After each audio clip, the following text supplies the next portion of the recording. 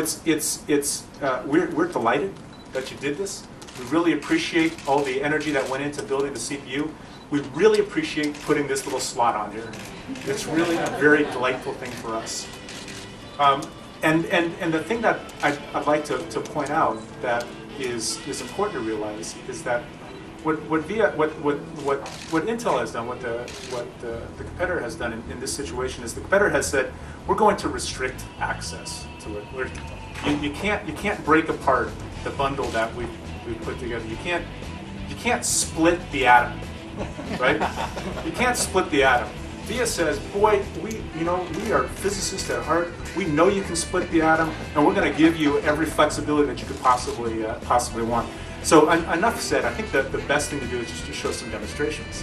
Over on the HD screen over there, we have a VIA system running with one of our GeForce 8500 GT DX10 GPUs, and it's playing back this full 1080p Blu-ray disc at full resolution and full capability, and is running beautifully in this high definition environment.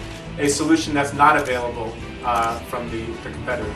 We just hit the end of the looping. That's why it's looping there. That's not it wasn't a demo crash. It's looping. So this is a high bitrate environment. We love to show this disk because of all the capabilities, all the processing that's required.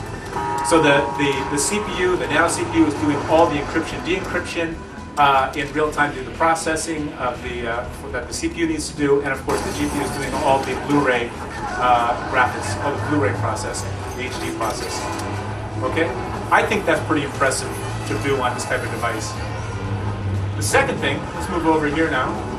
So first off, that can't be demonstrated on anybody else's Mini-ITX. And then the second system that we want to show is what Jeffrey's showing right here, which is BioShock. So BioShock is a very popular, exciting DX10 game, and this is now a DX10 game, current generation game, that's being able to be played on these devices and solutions that he's bringing into the marketplace, all enabled by the combination of the great CPU they built and this little slot that they provided to us to allow us to bring DX10 to this platform. So here you've got both high definition Blu-ray being demonstrated and DX10 BioShock gaming being demonstrated. I think that's pretty cool. I want to give a round of applause to the guys that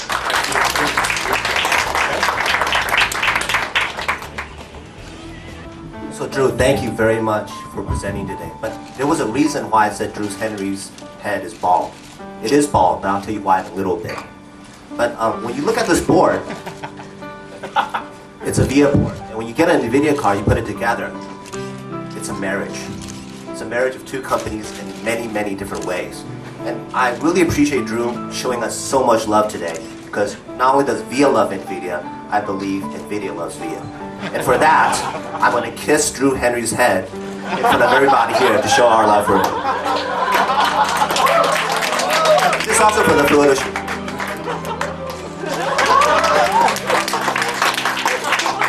Thank you very much. I want to point out that was not scripted.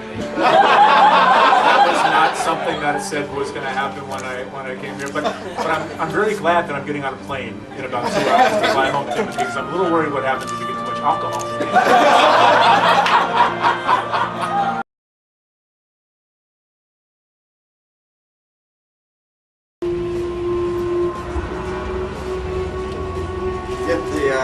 The official specs, this is a 1.8 gigahertz processor running at 800 frontside bus. The DRAM is DDR2 with a CN896 chipset, and the by 16 slot has a Nvidia GeForce 8600. And we should be loaded here. Okay, Chris. So I'm going to try to run around here in the game. If I can see. Okay. Check your objectives display.